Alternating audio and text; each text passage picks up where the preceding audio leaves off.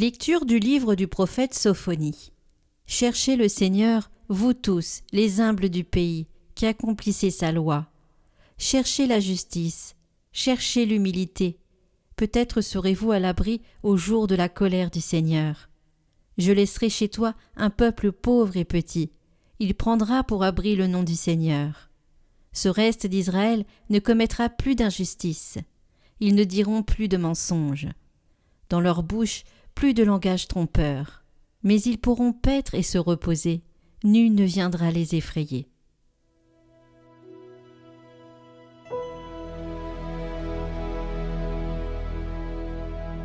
Heureux les pauvres de cœur, car le royaume des cieux est à eux.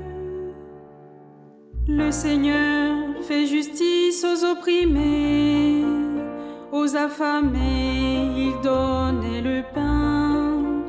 Le Seigneur délie les enchaînés. Le Seigneur ouvre les yeux des aveugles. Le Seigneur redresse les accablés. Le Seigneur aime les justes.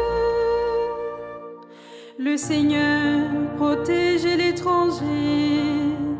Il soutient la veuve et l'orphelin. Le Seigneur est ton Dieu pour toujours. Heureux les pauvres de cœur, car le royaume des cieux est à eux.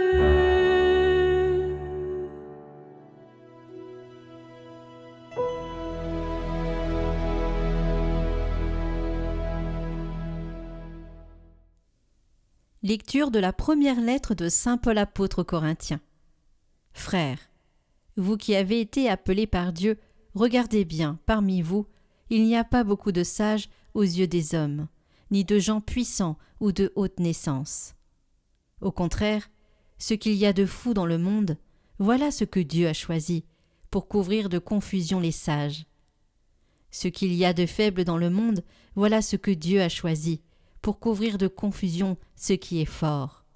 Ce qui est d'origine modeste, méprisé dans le monde, ce qui n'est pas, voilà ce que Dieu a choisi, pour réduire à rien ce qui est. Ainsi, aucun être de chair ne pourra s'enorgueillir devant Dieu. C'est grâce à Dieu, en effet, que vous êtes dans le Christ Jésus, lui qui est devenu pour nous sagesse venant de Dieu, justice, sanctification, rédemption. Ainsi, comme il est écrit, « Celui qui veut être fier, qu'il mette sa fierté dans le Seigneur. »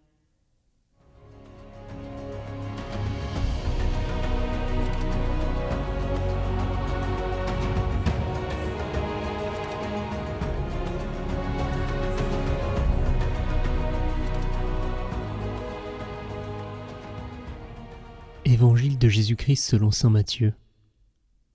En ce temps-là, voyant les foules, Jésus gravit la montagne. Il s'assit, et ses disciples s'approchèrent de lui. Alors, ouvrant la bouche, il les enseignait. Il disait : « Heureux les pauvres de cœur, car le royaume des cieux est à eux. Heureux ceux qui pleurent, car ils seront consolés. Heureux les doux, car ils recevront la terre en héritage. Heureux ceux qui ont faim et soif de la justice, car ils seront rassasiés. Heureux les miséricordieux, car ils obtiendront miséricorde. Heureux les cœurs purs, car ils verront Dieu. Heureux les artisans de paix, car ils seront appelés fils de Dieu. Heureux ceux qui sont persécutés pour la justice, car le royaume des cieux est à eux. Heureux êtes-vous si l'on vous insulte, si l'on vous persécute, et si l'on dit faussement toutes sortes de mal contre vous, à cause de moi. Réjouissez-vous, soyez dans l'allégresse, car votre récompense est grande dans les cieux.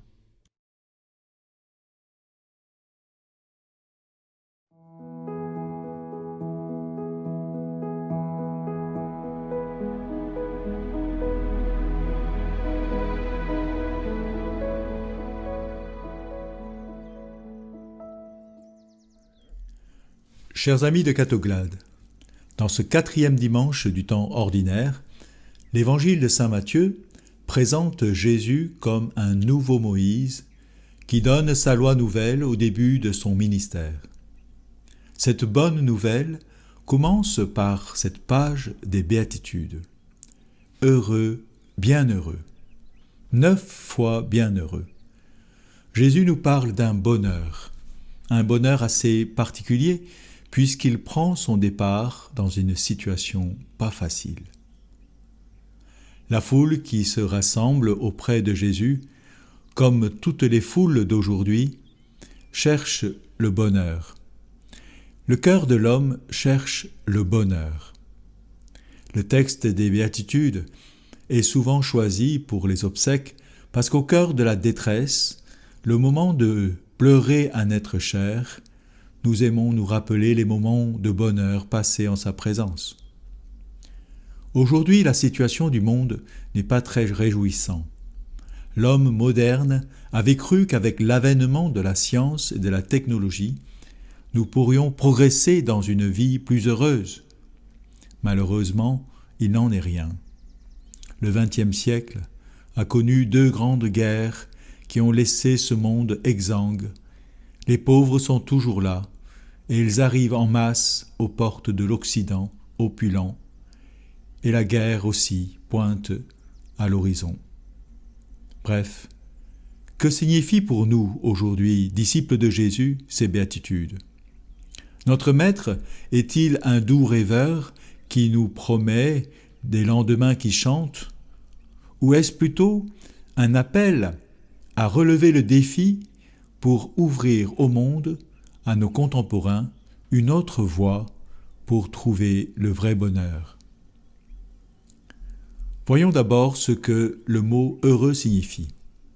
Les évangiles sont écrits en grec. Le mot « heureux » en français traduit le mot « makarios » pour exprimer « achar » en hébreu, qui signifie « marcher », « aller de l'avant ». Heureux n'est pas qu'un état de plaisir ou de satisfaction, mais évoque donc un état de bonheur dans une marche en avant, une quête difficile à saisir.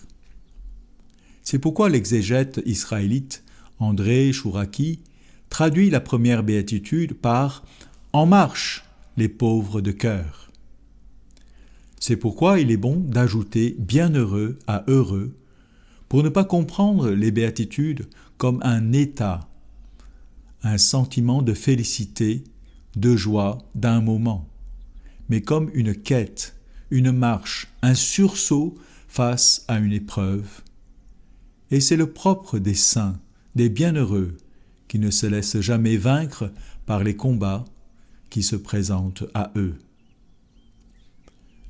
Dans l'Évangile, Jésus vient à la rencontre d'un peuple pauvre, affamé, qui vit chaque jour en présence de l'occupant romain, subissant 1000 vexations ou injustices, avec en plus le sentiment d'avoir été abandonné par Dieu. Jésus, ouvrant la bouche pour enseigner, fait entendre à ce peuple en souffrance non seulement l'espérance d'un salut futur, mais par sa présence, par son regard et le ton de sa voix, Jésus donne un avant-goût du ciel, une consolation, une douceur qui bouleverse et apaise les cœurs lourds de peines et de maux. C'est pourquoi comprendre l'appel de Jésus à se contenter d'un état de bonheur est insuffisant, voire insultant. Comment chercher le bonheur dans ces conditions ? Les béatitudes seraient une évasion, un opium qui fuirait les souffrances au lieu de les combattre et les chasser hors de la vie de l'homme. Que propose Jésus en vérité ? Bienheureux les pauvres de cœur, bienheureux les affligés, ils seront consolés, bienheureux les doux, bienheureux les affamés et assoiffés de justice. Dans ce premier groupe des bienheureux qui sont dans une situation de souffrance et d'injustice, remarquez qu'il y a au cœur de ceux-ci ceux qui sont doux. Jésus invite en vérité non à une révolte, à livrer bataille, à prendre les armes comme les théologiens de la libération le proposeraient, mais à une résistance dans la non-violence.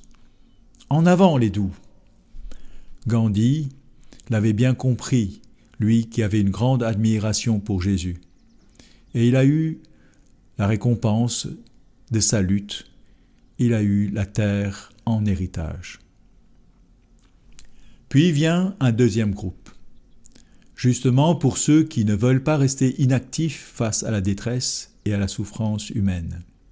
Bienheureux les miséricordieux, ceux qui sont touchés par la misère de son prochain, les artisans de paix, avec ceux qui veulent se pencher vers toute forme de souffrance et ceux qui veulent travailler à l'entente entre les hommes. Jésus place heureux, bienheureux les cœurs purs, pour dire « Travaillez d'abord à purifier votre cœur, à clarifier vos intentions, vous qui voulez vous occuper des autres, vous pencher sur la misère, vous qui voulez réconcilier les hommes et œuvrer pour la paix. Car c'est en regardant vers Dieu, le vrai compatissant, que vous apprendrez à être miséricorde. Car il y a une forme de compassion qui enferme les pauvres dans la dépendance et qui est une condescendance insupportable. De même, pour les artisans de paix, la paix pour les fils de Dieu n'est pas une tranquillité qui évite toute confrontation avec l'injustice. Avec Dieu, les bienheureux, les artisans de paix, font la guerre aux méchants et à l'injustice, non par les armes, mais par la douceur, par la vérité, par le service humble de chaque jour. Enfin vient le groupe de ceux qui subissent la persécution pour la justice et pour l'Évangile. Comme si Jésus prévoyait que pour être de ses disciples, pour mettre en pratique ses paroles, ses disciples entreraient forcément en confrontation avec l'esprit du monde, avec ceux qui rejettent son évangile et sa personne. Il promet le royaume des cieux en récompense, dès ici-bas. Le royaume des cieux est à eux. Leur récompense est grande dans les cieux. C'est au présent, dans l'aujourd'hui de Dieu. Au même titre que la béatitude des pauvres de cœur qui ouvrait la liste des bienheureux. Car cette béatitude, bienheureux les pauvres de cœur, vient en premier. Elle est comme la clé qui ouvre toutes les béatitudes. Quel est le sens de cette béatitude? Le cœur pauvre, c'est un cœur vide de soi, d'amour-propre, qui ne se regarde pas, ne s'enfle pas d'orgueil, ni de ses richesses, ni de ses talents. Un cœur qui n'accapare pas les affections mondaines, qui n'accumule pas les relations par intérêt, ni ne compte le bien et les bonnes œuvres qu'il se voit faire, qui est vide du désir des attraits et des richesses du monde. En un mot, un cœur qui attend tout de Dieu. Ce cœur pauvre et humble n'est pas l'œuvre de nos efforts, ni de nos renoncements. Il ne s'acquiert pas par des résolutions et actions humaines. Un cœur de pauvre est un don de Dieu, en ce sens qu'il est saisi par la lumière divine en Jésus le Fils de Dieu, qui l'inonde d'amour de Dieu et l'aspire vers Dieu. Ce qui le vide alors de toute affection purement humaine. Toute chose, tout bien, toute personne humaine, tout être est perçu alors dans cette lumière. Le pauvre de cœur devient alors, pour l'autre, la présence bienveillante de l'amour, de la bonté, de la tendresse, de la paix même de Dieu, étant lui-même déjà en Dieu, dans son royaume, proposant à tous, comme le Fils de Dieu l'a fait, le bonheur en Dieu. Alors, prions, mes amis. Dieu qui appelle au véritable bonheur ceux qui sont dans la peine, ouvre nos cœurs aux paroles de Jésus, qui veut aujourd'hui nous consoler et nous appeler à nous lever pour marcher sur ses voies, la voie des béatitudes. Que chacun, personnellement, trouve dans telle ou telle béatitude comme un appel à s'engager dans la lutte pour l'Évangile et pour le Christ, afin que le royaume des cieux arrive en ce monde et apporte ta joie aux hommes. Amen.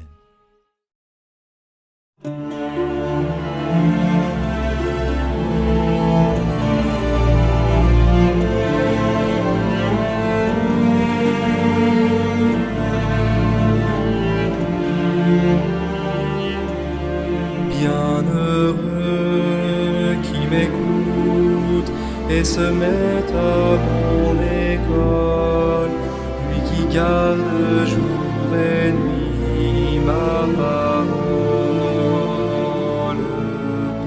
Bienheureux qui me suit, bienheureux le vrai disciple, le royaume des cieux est à lui. Bienheureux tous les pauvres de cœur, le royaume est à eux. Bienheureux les humbles et les doux, car la terre est à eux.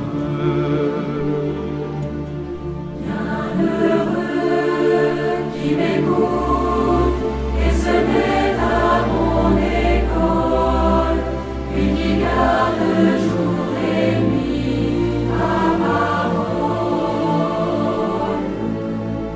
Bienheureux qui me suit, bienheureux le vrai disciple, le royaume des cieux est à lui.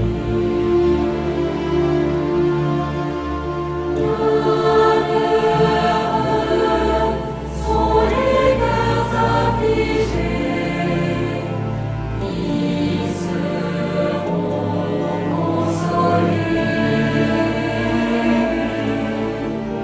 Bienheureux aux yeux remplis de pleurs, ils seront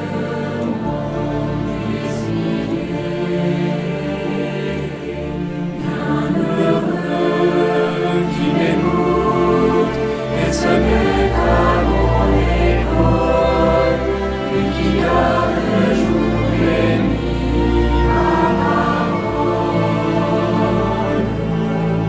Bienheureux qui me suit, bienheureux le vrai disciple, le royaume des cieux est à lui.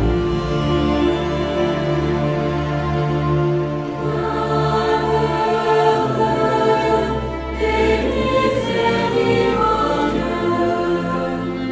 ils seront pardonnés. Bienheureux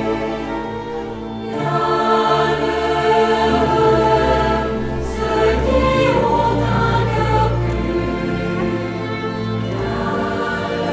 leurs yeux verront Dieu.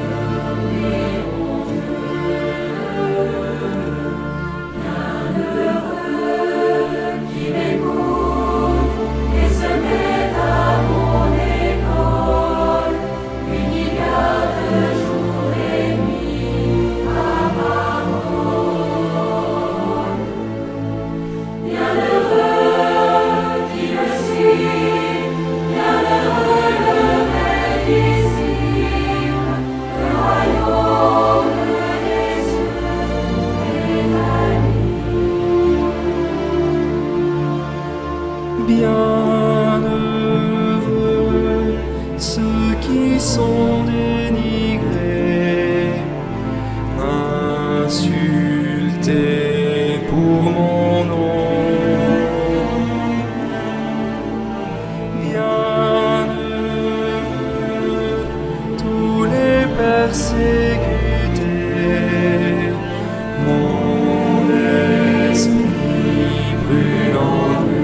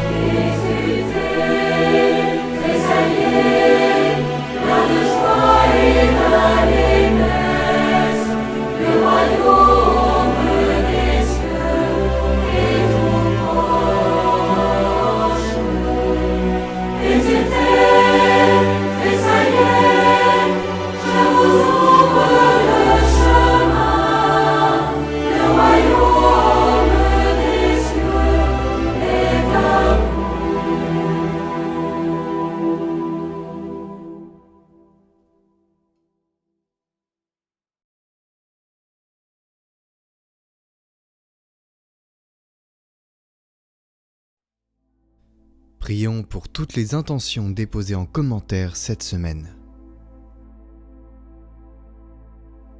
Notre Père qui êtes aux cieux, que votre nom soit sanctifié, que votre règne vienne, que votre volonté soit faite sur la terre comme au ciel.